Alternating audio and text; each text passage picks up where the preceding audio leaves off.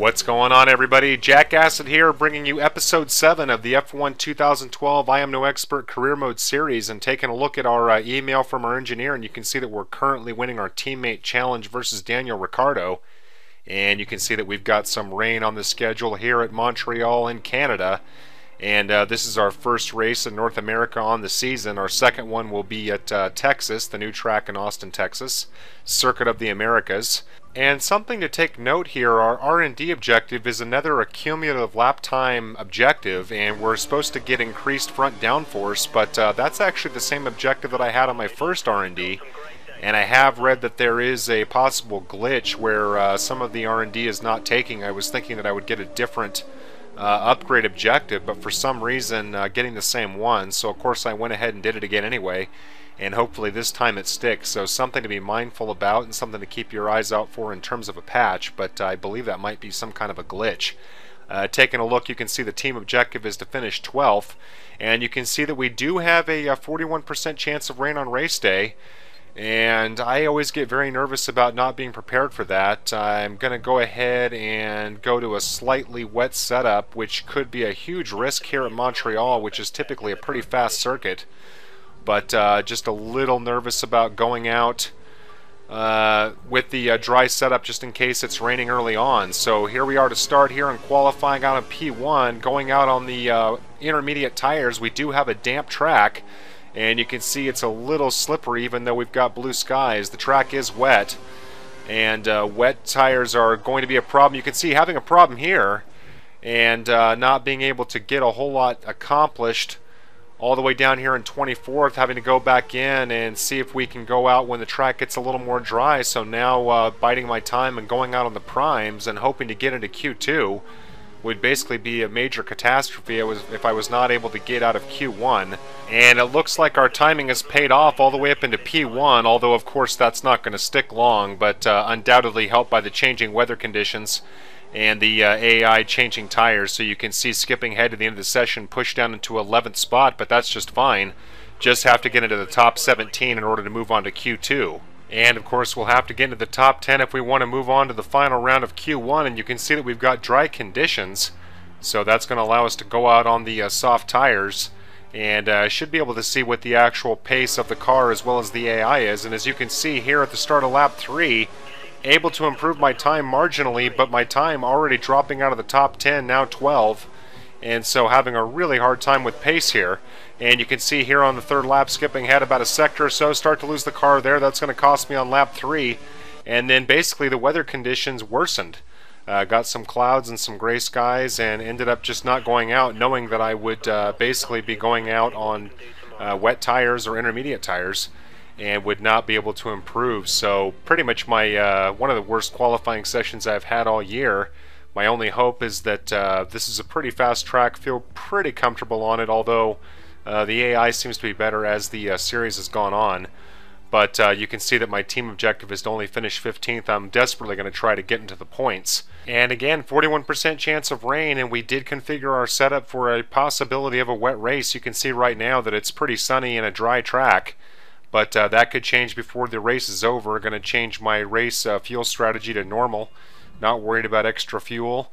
Although it could do me some favors early on with the with the wet setup, even though I've got the prime tires on. The other cars on the grid are likely to be configured to be faster than me, but we'll have to see how things go. Starting out here behind Raikkonen up in P15 and next to our teammate Ricciardo. And we really want to finish ahead of him to offset the fact that he outqualified us. So starting out here in a pretty good start with Ricciardo, but now falling back, and here comes Nico Rosberg, and the Mercedes on the outside is able to overtake easily, coming down into a very condensed turn 1. Slight contact there with Hulkenberg in the Force India, now trying to get around Vettel, and here's Paul di Resta also in the Force India, and now wheel to wheel with him, coming down up here into a very tight chicane of turn 3 and 4, shooting around Massa, and now 3 cars wide coming through there and around Maldonado, and able to get up into P9. No message from the stewards on the contact, no penalty of any kind, basically just trying to share track and really trying to make up some hay here on the opening lap before the gaps start to expand, chasing down Bruno Senna in the Williams. and right now sandwiched between the Williams, and we'll see how that shakes out in terms of pace as the race goes on. Now trying to cinch up the gap between turns 8 and 9, and you can see I'm very slow through there, and Maldonado was looking to have a go, but he falls back now as we head down into the very, very slow turn 10 hairpin, and trying to maintain an inside line. It's actually a terrible angle to get around there, but avoid contact with the barrier as we accelerate out of that, and now we'll see what kind of pace all the cars have. Remember, I am running the slightly wet setup, so I do expect to be slower on the straights, and burning off our curves, doing anything that we can to maintain an advantage, coming down here into turns 12 and 13, into the wall of champions, rolling up over the curbs, and you can see I'm very slow going through there, and Maldonado able to get right up on my gearbox, but look at this! Bruno Senna going very, very slow down the start-finish straight. Let's see if we can make a move here at turn 1. Going to be tight and going to run out of room and end up cutting off the corner there. And very surprised, no warning from the stewards for corner cutting, but I guess no advantage was gained. And you can see that I missed my braking point there in turn 2. And if I had basically managed my braking better, I might have been able to make a maneuver there, but no such luck. And rolling up over the curbs there at 3 and 4, that chicane is very slippery. Extremely easy to lose your grip.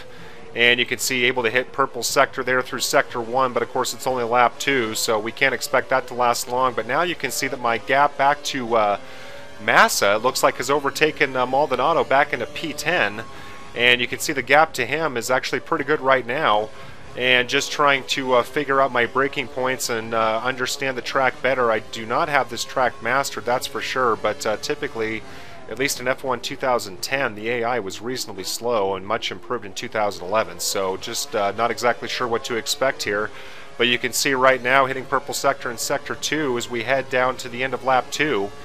And pretty good time so far, so this bodes well for the notion that we'll be able to finish in the points, but of course it's so early on, I have to think that the AI is going to give me trouble along that very long back straight, as they typically do. It seems like I'm able to build up a little bit of gap early on, and then it's not long before the AI takes over and I'll be fighting them off left and right. But for right now, still very encouraged by what kind of a gap we're maintaining to P8. Bruno Senna up there in the Williams, not able to build up much of a gap here through sector 1, so that's something to keep in the back of our mind as the race goes on. Might be the best opportunity to get around the AI. So thinking about having to go here at turn 6, very tricky corner, and moving on the inside, and slight contact sliding across the tarmac for just a moment, but able to overtake Bruno with no warning from the stewards and no penalty up into P8. And that was pretty aggressive, but you do have to take advantage while you have it, and hopefully you don't want to incur a penalty, of course, like I did at Monaco. But Bruno was slowing down a great deal there, and I just did not feel like I'd have the patience to ride behind him. So now skipping ahead near the same part of the track here on lap 5, and Bruno having to go here on the outside, runs out of room, coming up against the wall. But now you can see Bruno breathing down our neck, coming down into turn 10 at the hairpin, and you can see losing a little bit of time, being pressured by the Williams, and really going to be make or break here, coming down along the long back straight. Let's see what the Williams has in the tank. And of course DRS is enabled by now, and we've gone over the DRS line, and here comes Bruno Senna. Looks like he's going to have a move here on the inside, able to overtake easily. Let's see if we can get him here at the braking point, and moving along the inside, trying to keep it inside the curbs and not hit the wall of champions. And contact from behind, Bruno Senna spun out.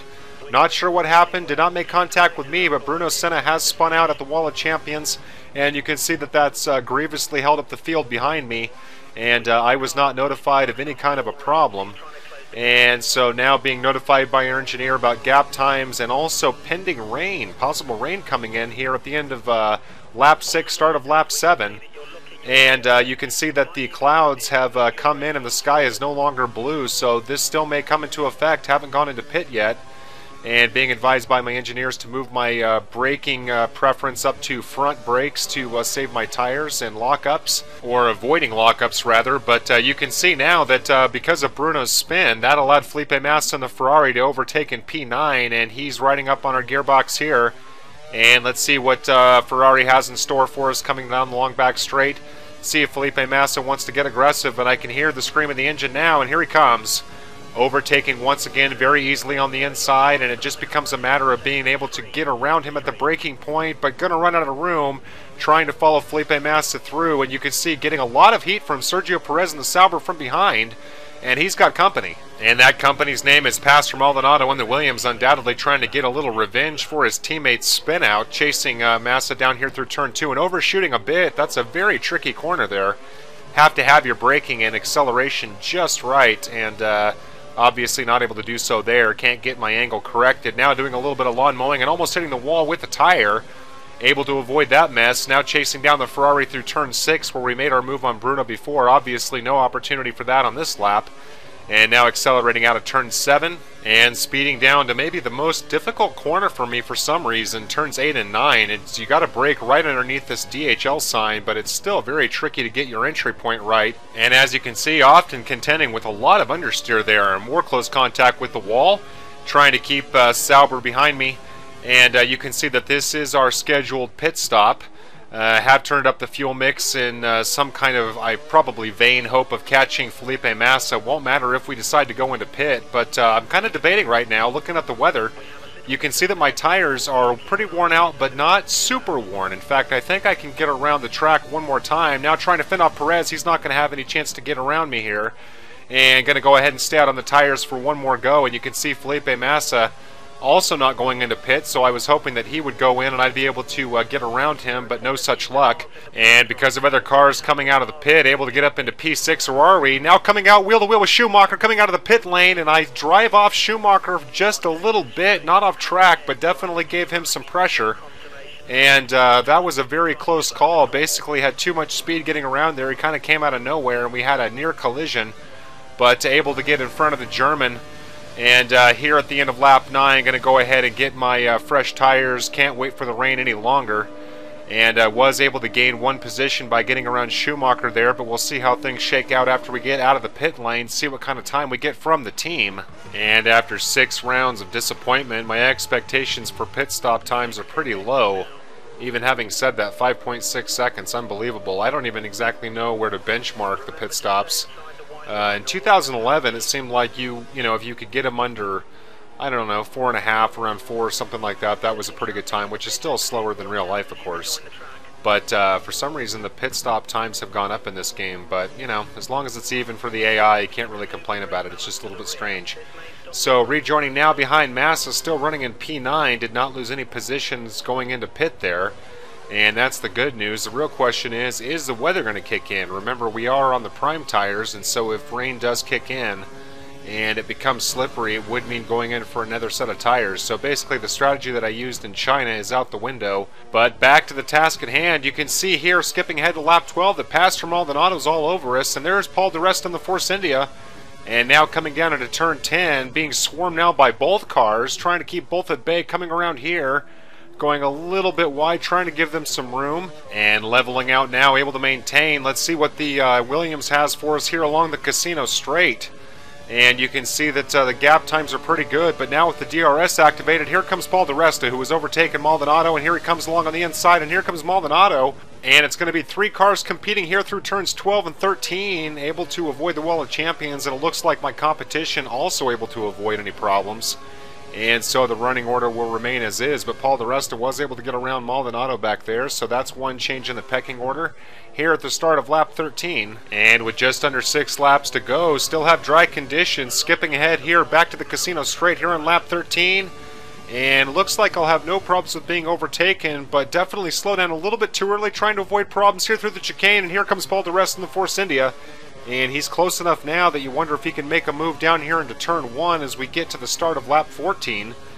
And not able to make any kind of a move there, trying to be smooth, but starting to lose a little bit of grip on the tires and sliding across the track for just a moment. But able to catch the car in time, and now here in lap 15 you can see that Maldonado is now overtaken di Resta again, and having more problems here at turn 9, start to lose the car, able to collect myself, and Maldonado somehow falls back and really is no sort of threat to us despite that mistake. And the late goings here, still dry, still a dry track, and given that we have just over 3 laps to go, at this point the rain really would be inconsequential if it were to start getting wet. It does take a handful of laps before the track can get wet, even after moisture. You might be surprised. And here comes Maldonado screaming along down on the inside. Let's see if we can avoid him. Almost make contact with the back. Let's see if we can keep it between the candy stripes, coming through the chicane and able to avoid the wall of champions. But it looks like Maldonado might have had a problem As you can see, the field falls dramatically back. But now skipping ahead here to lap 17, you can see that Maldonado's made it all back up, and here making a move here into turn 8, which is not very characteristic of the AI so far. The AI starting to get desperate here near the end of the race and getting a lot more aggressive in places that I've sort of been asleep at the switch going through, thinking that I could at least maintain my lead, but Maldonado having none of it and letting me know that any corner is fair game. So here we are coming along the back straight on lap 17 and going to go ahead and take it all the way home to see if we can get this points finish. But now it's time to see if the Williams has time to stretch its legs, and it looks like Maldonado's not going to have enough room here. And coming through turns 12 and 13 and rolling up over the curbs and starting to get a little squirrely. And there's Maldonado and Sergio Perez in the Sauber. And going to go ahead and burn off the rest of our fuel. Got nothing to save at this point for the final lap. Heading down in here into turn 1. And because we only have one lap to play, can't afford any mistakes whatsoever. Hugging the curb there, coming around turn 2. And look how slow the AI is coming out of turn 2. Nice to be able to identify where the AI has its weaknesses, given the fact that I have my own, that's for sure. Namely, I can tend to have problems here up at turn 6, sometimes tend to go wide, but being conservative here, but starting to lose grip on the car, and that's going to give Maldonado an opportunity to try and overtake. Now speeding down into turn 8, where Maldonado tried to take advantage just one lap ago, and here he comes here on the inside, and here comes the Sauber. Sergio Perez also trying to overtake, but able to outbrake both of them as we come through turns 8 and 9. And now speeding down into turn 10, it'll be the last time we have to take the hairpin. As you can see, Lewis Hamilton able to get the victory, and do not want to go wide or hit the barrier. Very easy to hit the barrier on your exit there. And trying to build up as much of a gap as possible. You can see it looks pretty good there, but this is such a long straight. Don't forget, this is right at the beginning of the DRS zone where Maldonado's going to be able to have a chance to have his final go. And here he comes, overtaking easily on the outside, and it's time to find out who wants us more. Contact coming through turns 12 and 13, and no spinouts. And did not hit the wall of champions. Maldonado did not spin out either. He's still behind me in P10. And no penalty from the stewards. This 9th spot finish is going to stick. And that was extremely scary. I thought for sure that that was going to be a penalty at the end, which would have been just brutal. But instead it goes down as a very hard-fought racing incident, I suppose. So there you can see finishing 9th spot. And got a feeling Maldonado might be down at my garage having a few words for me. You can see that my teammate finishing there in P16, so able to get the better of him after the qualifying disaster. And despite that qualifying, we're able to actually make up some good things here at Montreal. So taking a quick look at the Drivers' Championship standings through 7 rounds, and you can see down into 9th spot, was riding in 6th for a while, only have 35 points, but the season's still young, you never know. It's going to kind of depend on the upgrade speed of the team. I do believe that it's set to cautious. I'm still the number 2 driver, so I don't have any control over that, and that probably will slow down how many updates I get on the season, but that's okay. Winning the Drivers' Championship is not exactly a priority on Toro Rosso, although anything's possible, but that's definitely an uphill climb on professional at my skill level anyway. So going to leave you guys here with some race highlights. Want to thank you for taking the time to watch this video. Hope you're enjoying the series. Feel free to post a comment or give me some feedback if you have any questions on anything that I'm doing. Time to get back to Forza Horizon, which is a game that I've picked up to sort of supplement my time while I'm working on this series. And you can find those videos on my channel, as well as a number of other playlists for F1 2011, an F1 2012 Season Challenge Series, Forza 4 with commentary, and so forth. So thanks again for watching, everybody, and I'll hope to see you at the next one.